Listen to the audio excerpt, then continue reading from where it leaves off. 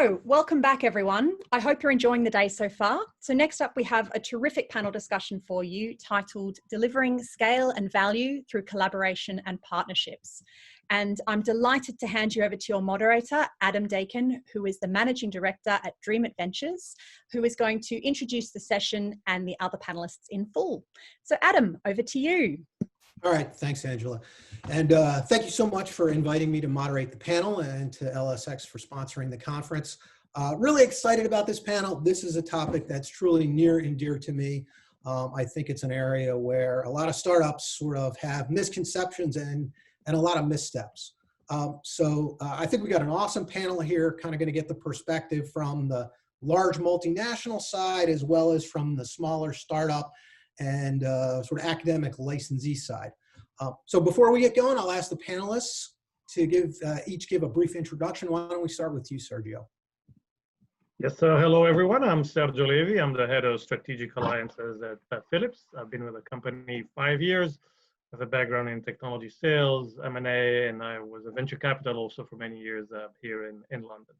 A few words perhaps also about Philips. We're no longer the large conglomerate that many of you may remember. The company is entirely focused on health and health tech. We've made the choice to focus really across the continuum as opposed to just a single department. So we work both in the hospital and outside of the hospital. And really, the key challenge to realize our vision is really breaking the data silos. And we believe we are well positioned for this as we are in really the last inch of care, and we have a large installed base really in the workflows. So for example, 1/6 of the beds in the United States are monitored with Philips monitors. 40% of US radiologists use Philips workstations, and we ship 250 million products a year to consumers. So the challenge is such that nobody can do everything. Nobody can cover the entire pathway on its own. Partnership is a critical component to it, and I'm very excited to be here with the panel to make the discussion. Perfect, thanks, Sergio. Seamus? Yeah, good afternoon, everybody. Seamus Browne is my name. I'm Head of Industry Partnerships and Strategic Research Initiatives at the Royal College of Surgeons in Ireland. And my role here is really to facilitate companies collaborate with our researchers, but also to help our researchers and our associated clinicians translate their research out into spin-out companies and indeed into established companies through licensing transactions. Very briefly, the Royal College of Surgeons is the largest medical school in Ireland. We've got 4 overseas campuses. We're a private non-for-profit university, the only one in Ireland, and we're exclusively focused on healthcare. Awesome, thanks, Seamus. Xavier? Hi, good afternoon. So I'm working for Boston Scientific. I'm our Vice President for Healthcare Services and Alliances. So basically taking care of everything for our cross-divisional sales channels on the one hand, and also looking at partnerships and alliances and BD work for the region, for the European region. I've been with Boston for about 17 years now, with a few in and out with startups. And the Boston Scientific, just in a nutshell, is a medical device company. We serve multiple therapies from endoscopy, urology, cardiology, rhythmology, neuromodulation, and I hope I didn't forget anyone. Yeah, that we are a device company, and more also evolving into medical services to support our businesses. Our objective being to be a category leader in each of our therapy that we play in. Awesome, thanks, Xavier. And Adam Dakin, as Angela said, I'm Managing Director for Dreamit Ventures. We're a Philadelphia-based venture fund with a focus on secure tech and health tech. I lead the health tech vertical, which for Dreamit really is med tech, medical devices, and predominantly digital health. That's where we focus most of our fund.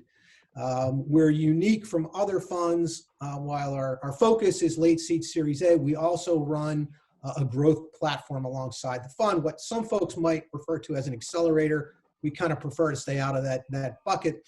Our companies tend to be later stage. They're in market with referenceable customers. They've already raised some capital. And our value add is getting them in front of this terrific network, 70 enterprise health stakeholders, large enterprise healthcare systems, payers, big pharma partners, and large multinationals, where these companies get red carpet access to decision makers within those organizations because they know we're bringing them the very best companies. We're typically working with 6 to 8 companies at any moment in time, selected from over 400 that apply to the program. So our value prop there is accelerating customer acquisition for our companies. We sort of do exactly the same thing on the investor side. We have a syndicate network now of over 1,000 venture funds that look at each one of our cohorts, and they decide who they want to meet with. But we spend a lot of time getting our companies well prepped, just using sort of a lot of pattern recognition from the 25 years that I've been doing startups. I co-founded 5 companies, raised venture money for all of them. A couple went well, a couple did not, and the jury's still out on one of them. But it's sort of bringing that operational expertise to bear to help companies kind of avoid driving into just about I've driven into about every minefield you can imagine in 25 years of startups. So hopefully it helps some of those companies avoid making those same mistakes. So if you're a great startup in the digital health or medtech world, adam@dreamit.com. Okay.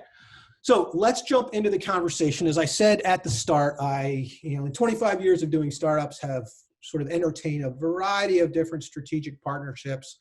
I'm almost always been on the small company side, negotiating sort of, the David Goliath scenario, where I've been on the startup side, dealing with a large multinational, and I think it's fraught with a number of both opportunities, but a number of challenges. So I think in today's discussion, we're going to endeavor to provide at least a few insights and pearls of wisdom that are truly actionable. We got a lot of startups out there. Several of them are either in discussions or thinking about entering into discussions with large multinationals. And I think there's a lot to be learned from the past and the mistakes. But maybe to set a little bit of context here, one of the analogies that I think makes sense, I'm just going to screen share here for a moment, and say that I think it's a little bit like the best day, the 2 best days in a man's life are the day he buys a boat and the day he sells the boat. And why am I using that analogy? Because I think for a lot of startup entrepreneurs, the 2 happiest days in their lives are the day they sign a big corporate partnership and the day they end the big corporate partnership. The reality is, at least based on my experience, the majority of these deals don't work out in the end. And so from that journey to point A to point B, there are a lot of takeaway and insights, and hopefully in the course of the discussion, we're going to reveal some of those and hopefully inform the thinking for startups when they sort of approach this. So let's open the discussion, and I'm going to reveal a bunch of biases along the way, and I hope the panel, again, I'm coming from the operational standpoint, the entrepreneur side of a small startup. So I expect that some of the panelists may push back against, I hope some of the panelists will push back against some of those biases. So, one question I want to open up to the panel to start with is, when is the right time for a small company startup to approach a large multinational? And I'll tell you, my bias from the start here is that most startups go way too early. They go to big companies, I think in part because they're looking for some kind of validation. Like, hey, we got a great technology. We're looking for somebody credible to say how awesome we are. And I think many times that can be a mistake. But I'm curious, and maybe we'll start, we'll just go down the line here. Sergio, do you agree with that? Or do you think, hey, you know what, I want to start talking to these companies as early as possible and get that relationship going? So I'm not the owner of a boat, but clearly I think it always comes down to balancing value, which I think a lot of people focus on at the beginning of a partnership, versus friction. And every time it's the balance of the 2 that actually tips the scale.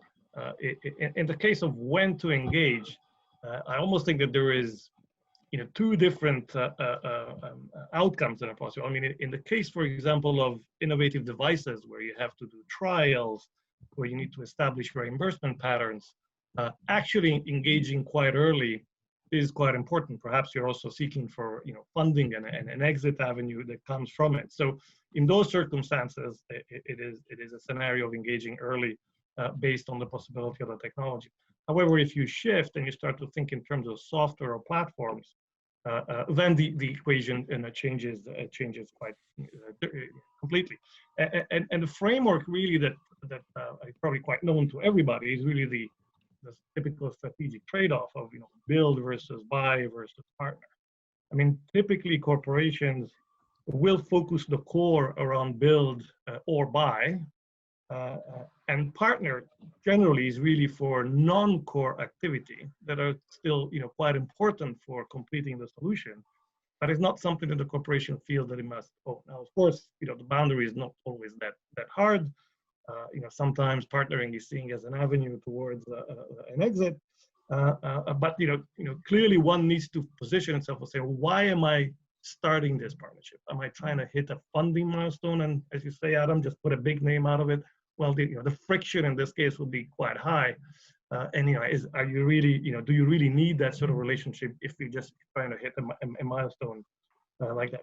Clearly, I would conclude into saying that a lot of the reasons why these partnerships tend not to work really go at the root cause at the beginning. Do the two parties share why they're entering into this, and have they invested the time, the energy, the people to make it work? And unless those reasons are perfectly clear up front, then the problems arise later, and then inevitably disappointment sets in, and the parties don't realize their objective. Yep, that's a great point. Xavier? Yeah, I tend to agree. I mean, it's probably better not to get there too early. I mean, unless you need money and you just cannot work anymore with your VC, but I mean, at some point, it's some more differentiated, funding, and that happens as well.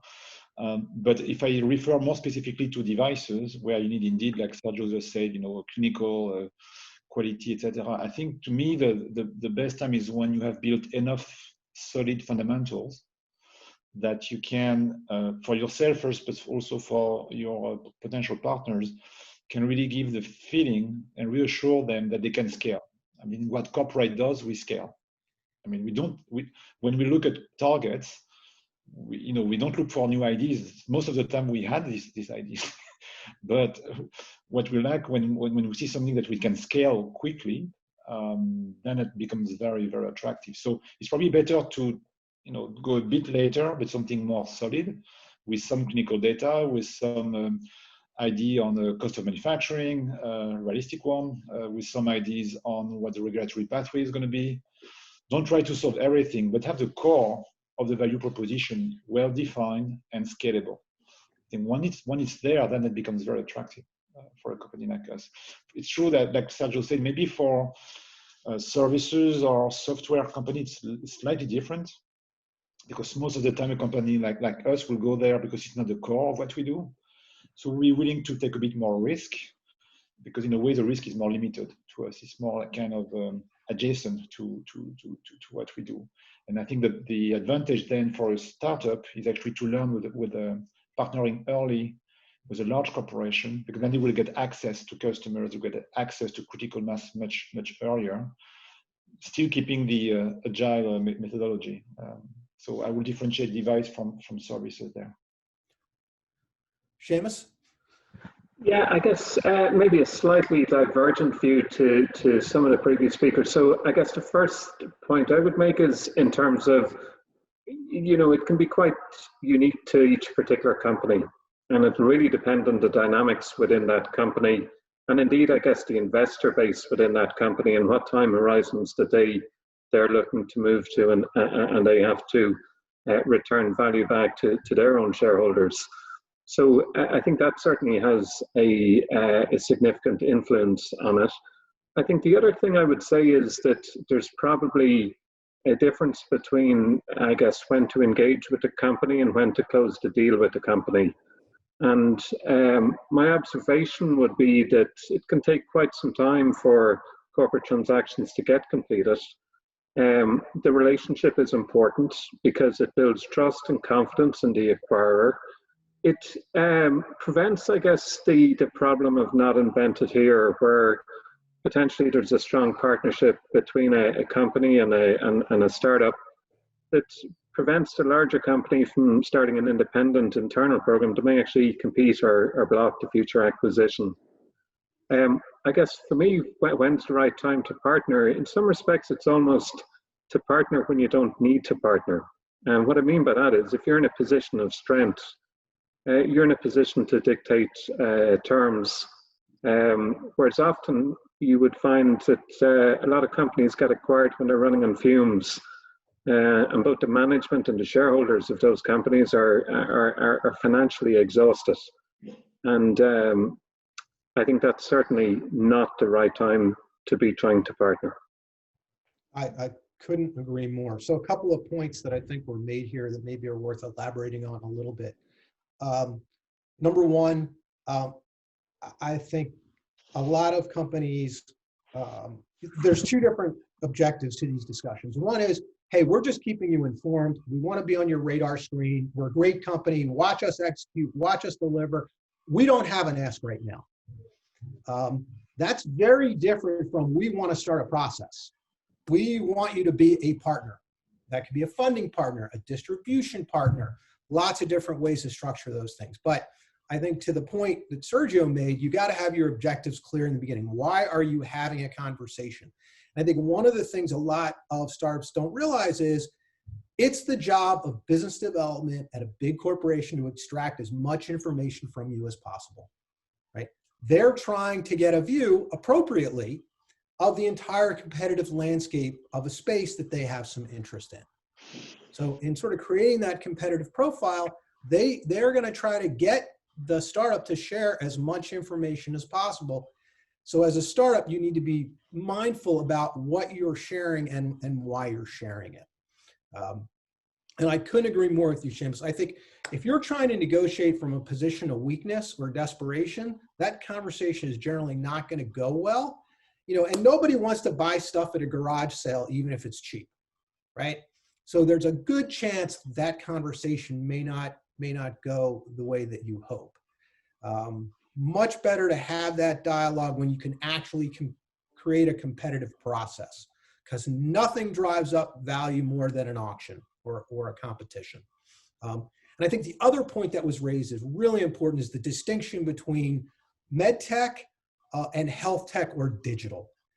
And the community, you know, analysts, investors, we tend to lump those together. But, you know, I always say they might as well just be housing and aerospace. You know, there are two totally separate businesses and two separate models. And I think to the point that, you know, Sergio and Xavier made, the proof points are very different, right? For medical device, the proof points can be your clinical data, your intellectual property, your regulatory clearances. You don't need as much sort of customer acceptance, commercial traction. But with digital health, if you don't have commercial traction, you really haven't proven that you have value, right? If you've got a piece of software, it's almost impossible for a strategic or an investor to really ascribe value to that asset without knowing that they're actual paying customers. And it gets to the point that I think Xavier was making is, at the end of the day, I think most strategists are looking for proof points around scalability. And how do you show scalability? Well, on devices, does it work? Is it defendable? You know, what's the data? But on software, it's about customers. You just have to have some paying customers. So I don't know if anybody wants to add to that, feel free. Otherwise, we can also sort of talk about, okay, what are the, you know, the mistakes that you've seen, what's gone well and what hasn't gone well in structuring some of these partnerships. Yeah, that maybe on the last point you made, it's about acquiring customers. It's also about retaining customers on the software side, probably equally, if not more important, I would say, because acquiring customers on the soft side is, you've got a lot of geeks and techs.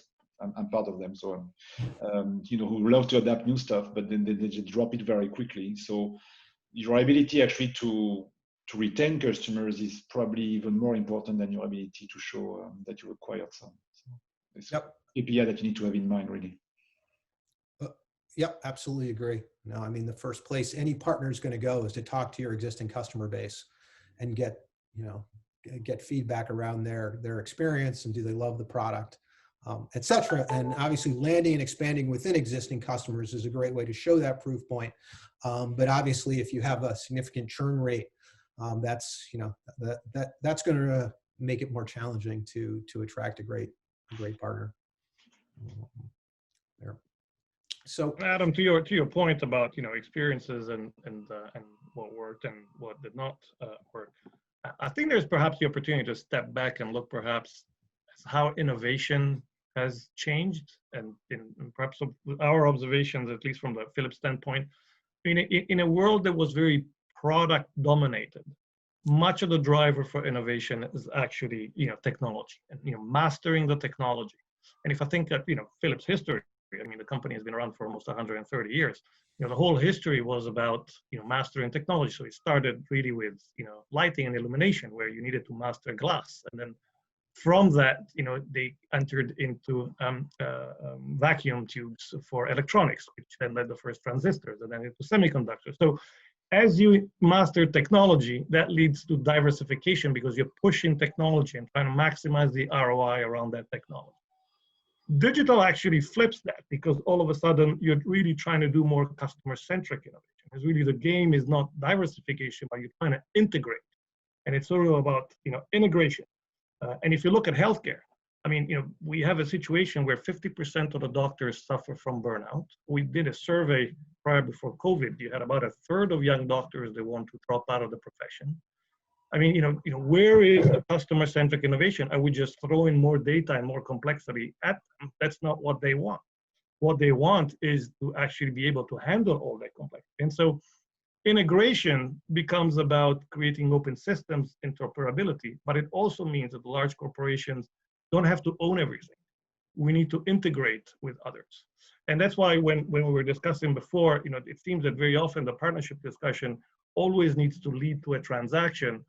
I believe that the kind of innovation and open systems and ecosystems that we're trying to build don't necessarily yield ultimately to a situation where, you know, the large company, you know, has a broad portfolio as it used to do, and it's done for many years. And, you know, the large conglomerates just bought products and bought share and diversified and try to expand.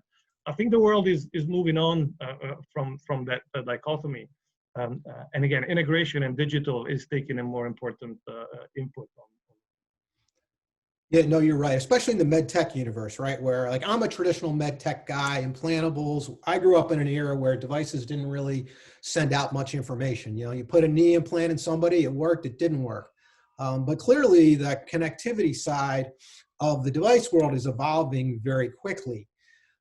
And so the sort of the integrations and the interoperability become really important, and the wraparound services that go with the devices that Boston and Philips sell, right? That's something you're constantly thinking about to enhance that customer experience and add more value to your device relative to the competition. And so those sort of alliances, like you said, Sergio, don't necessarily have to lead to a transaction. It may just be an agreement to share information, you know, develop some type of an API, so it makes the integration much more seamless between different platforms that are leveraging the information that those devices or systems are, you know, are generating.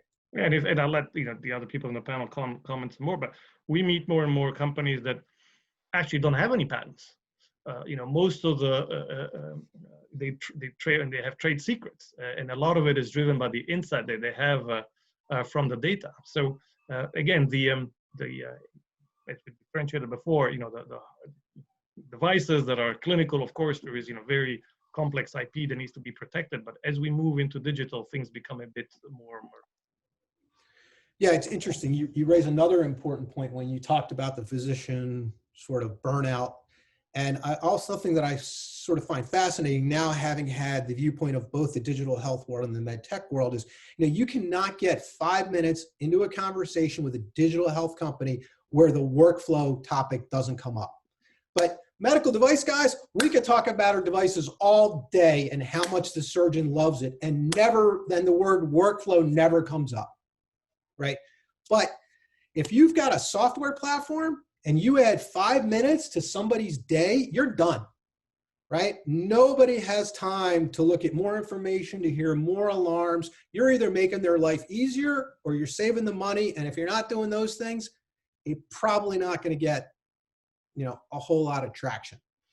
And as I mentioned before, I mean, we are very present, of course, in monitors, and of course we get approached all the time, but new, very exciting sensors and new companies that can stream more data.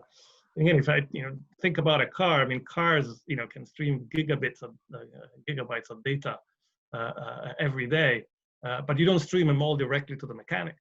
At some point, some of this data needs to be summarized. It needs to be rendered into a way that it can be useful and create value. So hence, that's where the partnership actually comes into play, and needing to really generate the economic value, because the last thing that some of these clinicians need is get more alarms, more data points.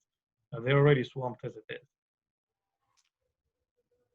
And sort of that tees up an interesting question too for both Sergio and Xavier. Are you out there looking for those sorts of platforms? Because I think of Philips and Boston as more traditional med tech companies, imaging, devices, cardiology, but are you, when you think about your shopping lists of relationships you want to enter into, I imagine there's still the traditional devices or innovative imaging platforms, et cetera. But on your short list, are there these interoperability or sort of data insight platforms? And if so, what kinds of things are you looking for?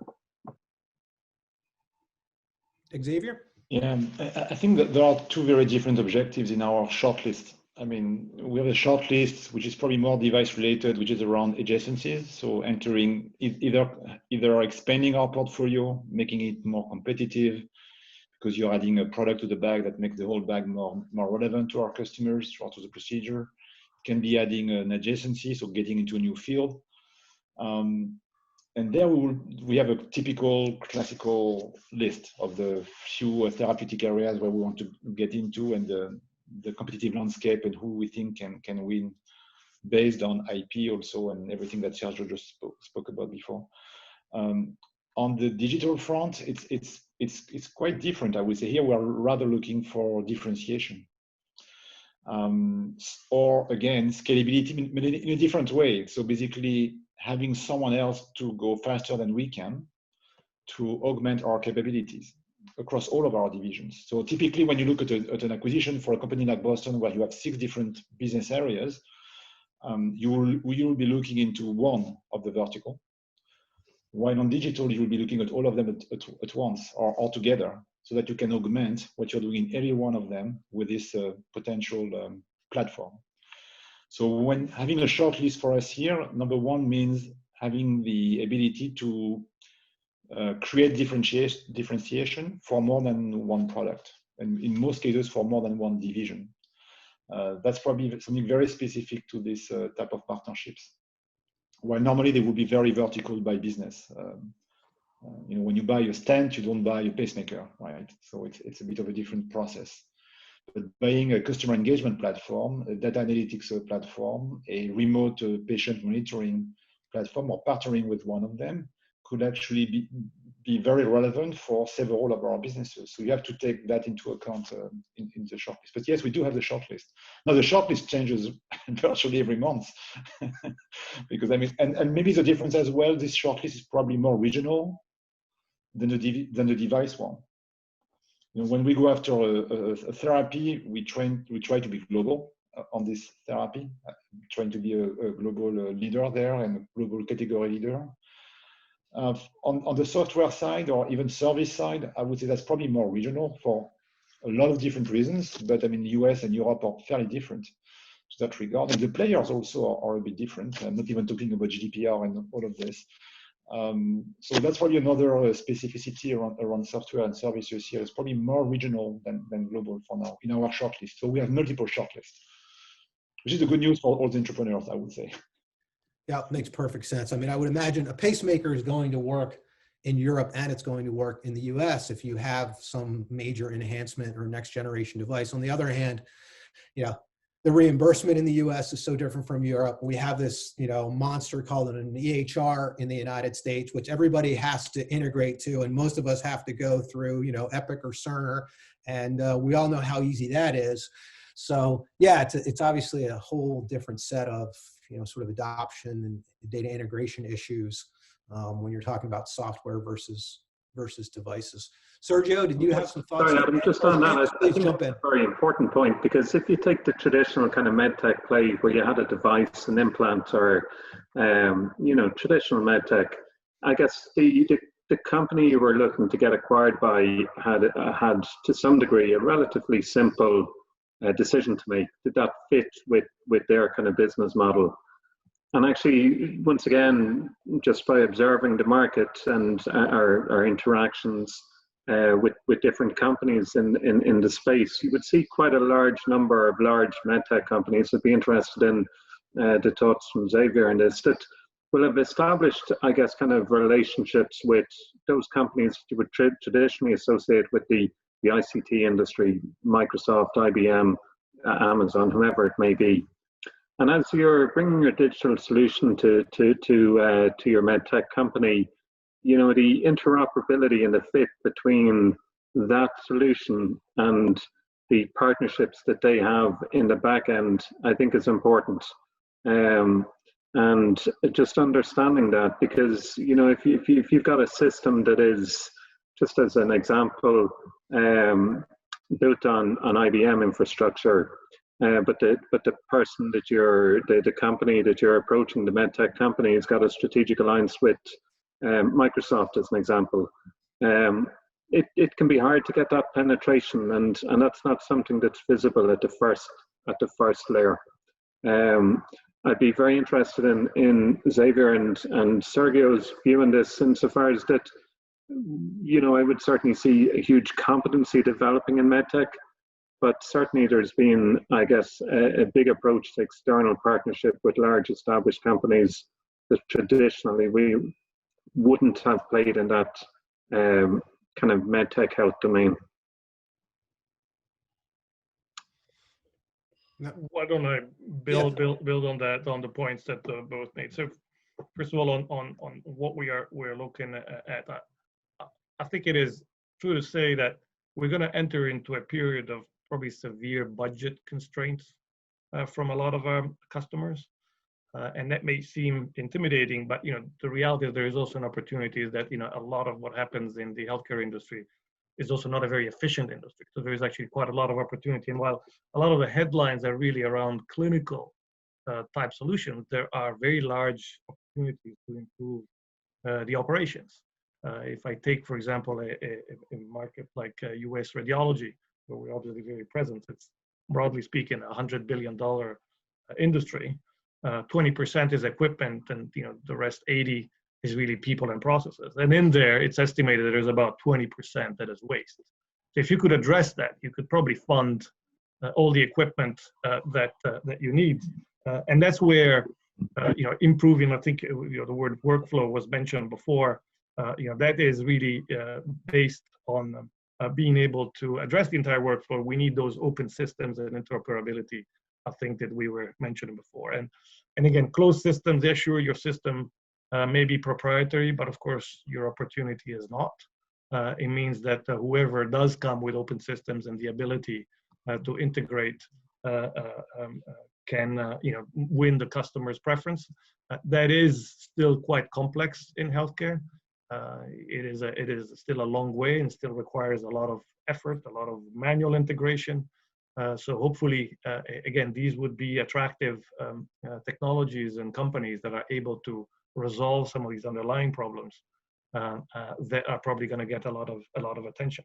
And again, going back again on the points of efficiencies, I mean, one of the things that clinicians resist the most is documentation.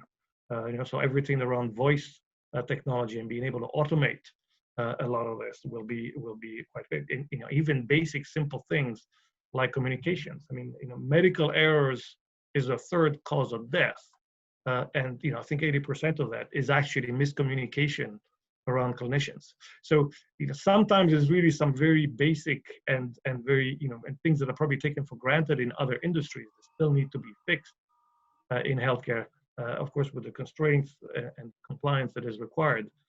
But if you ask what are some of the low-hanging fruits where we can really unlock value in the industry, I think again operational improvement seems to be top of the list.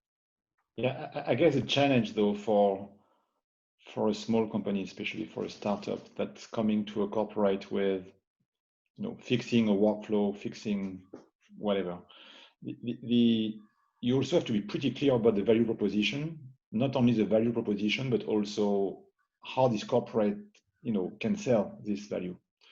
So if I'm a corporate and have to spend money to acquire a company, I'm not talking about partnership, but more about M&A here. Then truly I need to feel confident I can sell this. It's not going to add cost to the procedure. So there needs to be a business model that goes with it. You cannot only come with an idea and not even just with a solution. You need to be able to articulate how this can be actually adopted, again, at scale, so acquired, purchased by the healthcare system. I see a lot of ideas that are great, quite frankly, that solve a lot of problems, but we just can't sell because the system is not ready for it. So you have to address that early, I think, in your development. And as you are talking to corporate or even mid-sized companies, I think that's a very big point that people tend to forget. I mean, it's very difficult to go to the board of any company with an acquisition where you don't, create an opportunity. It's great to fix problem, but you need to have a payback on fixing the problem. Yeah, I think one of the things we've learned from the pandemic, and we just did we did a survey along with MedCity of 20 large enterprise innovation leaders at 20 large enterprise healthcare systems. And the takeaway from that was it's all about the ROI, right? If you can't prove an ROI, if you don't have data to back up an ROI, it's going to be very hard, particularly for providers, enterprise health systems. If you don't have that, strong data to back up where they are. Yeah, workflow is critical. You got to make somebody's life faster, easier, better. And you got to make somebody more money or save them money. And you have to be able to prove that with a real ROI. And what we've learned is that health systems no longer are willing to bet on the come. They're no longer willing to say, this seems like a great idea. It's going to make our doctors happy. We think it'll make for a better patient experience. We should move forward with this and see if we can prove out the hypothesis. The discretionary funding for those kinds of activities is gone. They just can't do it anymore. And so you say, well, you get your early adopters, your forward-thinking healthcare systems. Yeah, they don't have budget anymore. And so it certainly makes that even more challenging for startups to get traction. Maybe some rapid fire questions, because I don't want to run out of time before we hit some topics that I think are really important here. And one of those are the common missteps. Like, what are the pearls that the three of you can share with startups so their second happiest day of their life is not the day when they end the agreement with the large strategic? And Seamus, you and I kind of bring it more from the startup perspective. What advice do you have for startups in terms of maximizing the probability that partnership can actually succeed? Yeah, and listen, I think it's funny, sometimes the most important pieces of advice are the ones that we all know, but it's really understanding what you want from the partnership. So I guess if you're going into a transaction and if your purpose of that transaction is to monetize your effort and investment and value in the company to date, and you want, I guess, nothing more to do with the technology and the opportunity by your earn-out with the acquirer. To be honest, I think you will probably feel that that first day of when you buy the boat is indeed going to be the best day of your life. I think oftentimes startup companies will partner with larger companies because they believe that company is going to help them translate that technology into the marketplace. And I think it's that cohort of people where the frustration can often lie. In the first cohort, you're out, you've cashed in, and you're sitting in the Bahamas and enjoying yourself. In the second one, you've partnered because you wanted to see your opportunity your baby translated into the market, into impact, and you want to, I guess, kind of get a share and benefit of that success. And that's where I think the challenges lie, because strategic direction will change with large companies. We've seen this happen. People change in large companies. People at senior management within the companies change. The chief medical officer, chief technical officer can change, and the whole direction of the organization will shift pretty quickly when that happens. And that can have a major impact on, I guess, the reality of you getting your version of success being translated back to you. So some of these things you can't guard against, but I think you can pick your partners that are, I would say, have a history of translating in the particular space that you're in, so that they're committed, anchored in that area. I think that helps. I think you're trying to look for those organizations where there's stability in terms of people, in terms of their market presence, in terms of their reach. They're heavily invested in it. It's unlikely they're going to move from it. So I guess for me, the big mistakes that people make is not really knowing what it is that they hope, or what is success out of the transaction. And oftentimes the naivety that the partnership is going to guarantee translation of their technology or their opportunity. In many cases, the early stage founders are heavily invested in the technology because they may have had a role in co-creating it. And they see the partnership as, I guess, the translation of that technology into the marketplace. That's the bit that I think is fraught with danger, because it often doesn't happen. We see companies buy promising technology and mothball it. We see large companies acquire technology and, because of personnel changes, mothball it. Yeah, I mean, one of the mistakes that I see all the time, and then I want Sergio and Xavier to chime in here, but you touch on it, Seamus, which is the commitment piece. Like, there's got to be some teeth in the deal, right? There's got to be some consequences if the deal doesn't work out. You know, the old, expression, hope is not a strategy, right? Here's startups all the time. We sure hope, the large corporation is going to get out there and market and get behind our product and really give it the yeoman's effort that it needs. But if there isn't a consequence when that fails, no one owns it at the large corporation, right? So, I just talked to a company yesterday. Oh, well, we hope that this large medical distributor is going to hit certain sales milestones. And if they hit those milestones, then it will convert to a larger deal. Well, at the end of the day, who's really accountable at the large corporation? Do they put some cash in? Does it hit, is somebody's P&L going to be hurt if this thing doesn't succeed? Because exactly your point, Seamus, which is, strategies of large corporations and people change all the time. So if there isn't that accountability, there's a really good chance somewhere along the way, your product will get forgotten. And now you have some splaining to do, right? Because even though your product might truly be awesome, and there might be perfectly legitimate reasons why your partner decided to go in a different direction, you still potentially have a black eye, because how come XYZ Corp couldn't succeed with your product? So I think that's one of the sort of insights that I hope startups realize is you got to get some teeth in the deal. Don't just be so happy that you got the validation that someone was willing to partner with you, because investors are going to ask, is there real teeth in that deal? And when we find out that there aren't real teeth in that deal, then that doesn't have near the validation or credibility. When you're waving up that, hey, we got a deal with Boston Scientific, and then we find out that there's no real milestones, endpoints, goals, specified definitions of success in that deal, then we're going to discount that heavily. Sergio, your thoughts on sort of the common missteps and what you would tell startups to avoid? Yeah, I would say that I would agree with the sort of the structure of the deal and the credibility of it. But I think at the root cause of it is probably that if things fall apart, oftentimes is again because the alignment up front was not entirely clear.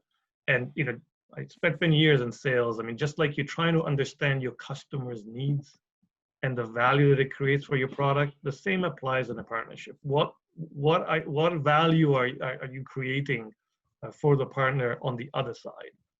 And I've actually said part of the privilege of my job is also to engage with great companies, and one of those is Amazon Web Services. We work very closely with them.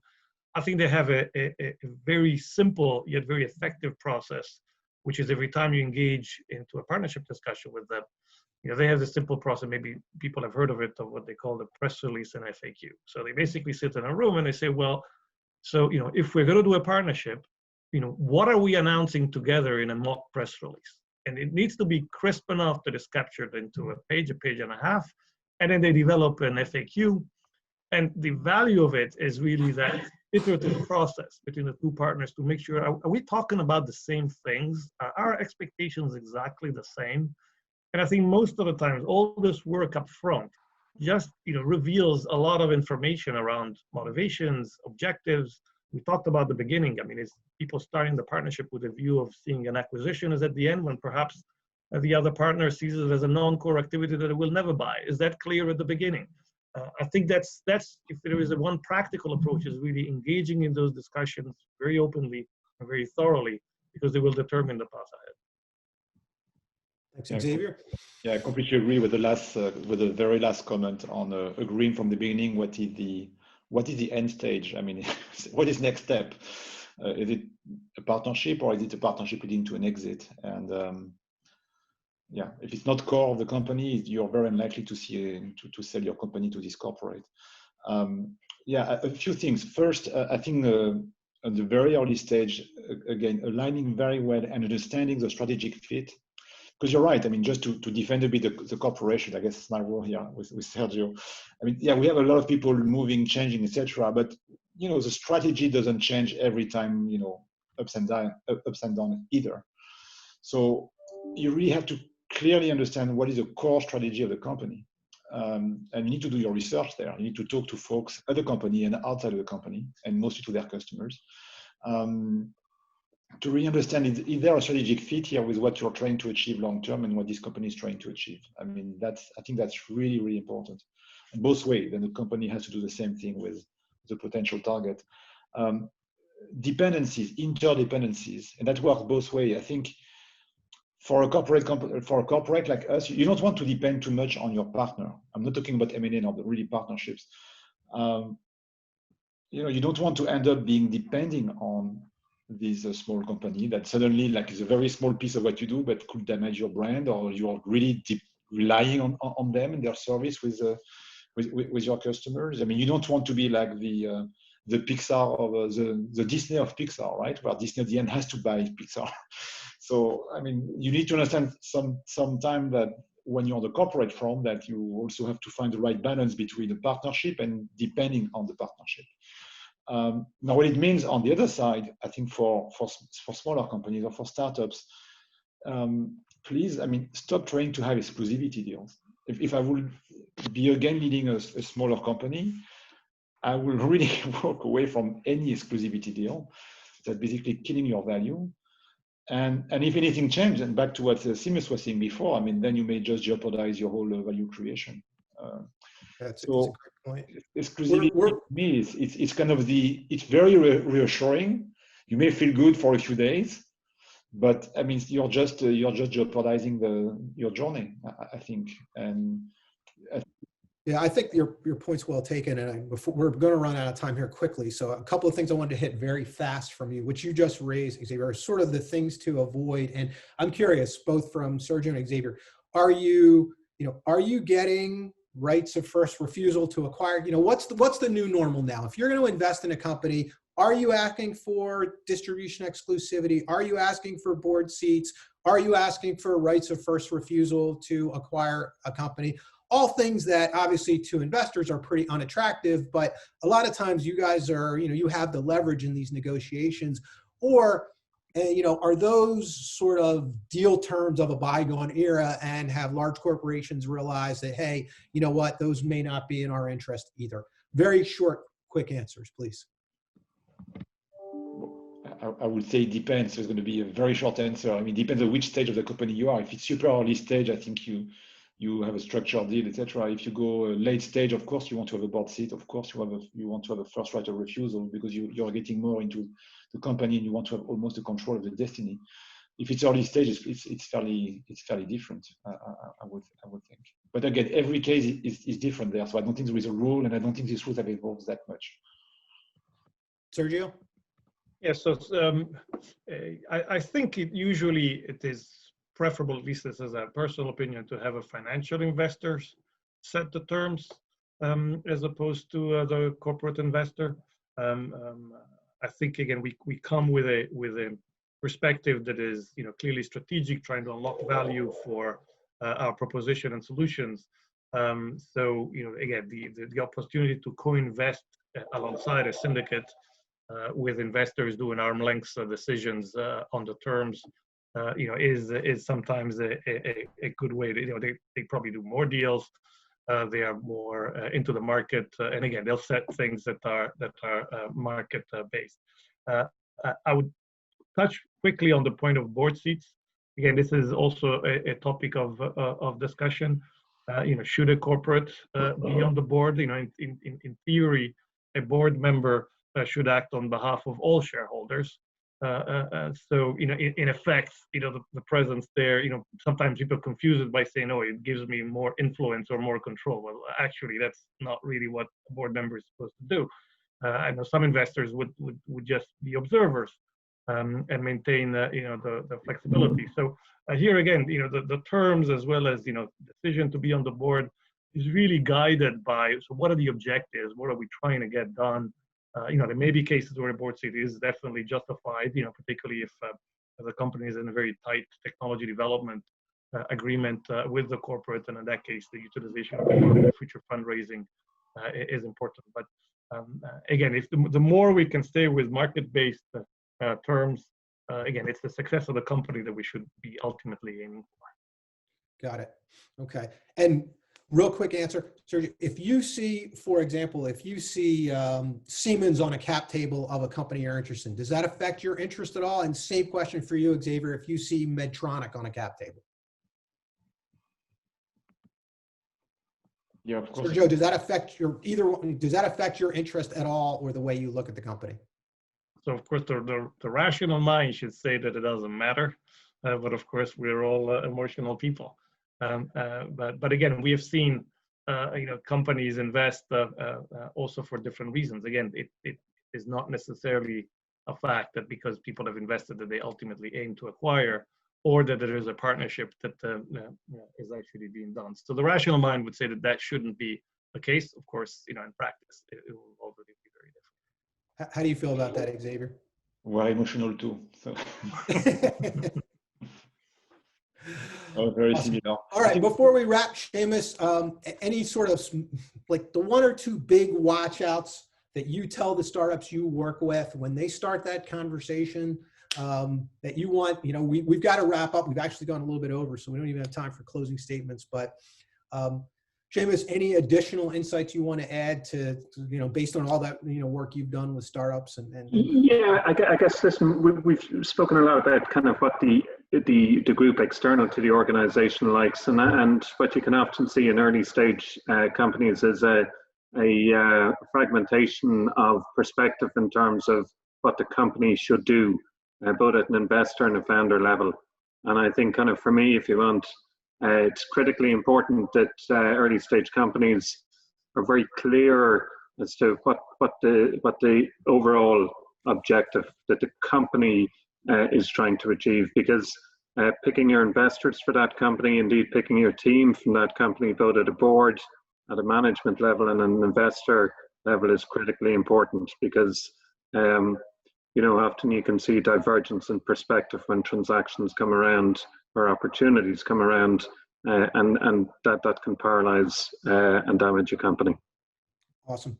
So I think that consistent thread through the whole conversation is small companies working with large companies understand that strategic alignment extremely well, define the objectives, and put a definition around what is success. Right? It seems like we've sort of all three of the panelists have emphasized that sort of the critical importance, as opposed to, I think, what a lot of startups do is we're just so happy to get a deal with a big company. We don't ask those questions because, you know, first we're so happy that somebody loves us and some big corporation has validated, you know, our platform and our market opportunity. We kind of skip past maybe the more critical thinking around what that relationship really needs to be. And although we didn't have a lot of time to get into it, I think there's a whole other conversation around how to structure these agreements to put the trap doors in so that when things don't work out, there are ways to escape sort of as painlessly as possible. All right, I know we've gone over a little bit, so I'm going to turn the mic back to Angela. Panelists, you guys were great. Sergio, Seamus, and Xavier, thank you so much for doing this. Great. And thank you, Adam. What a discussion. I think we could have gone another hour. But look, thank you to you all for providing so much food for thought. I really encourage all of you watching, especially those SMEs out there, to follow up with our panelists directly to have your questions answered. Just use the messaging tool on the Swapcard platform to do so, please. Now, next up, we have a very interesting presentation from IMMR starting at 2 o'clock British time. But in the meantime, thank you again to our panel and goodbye.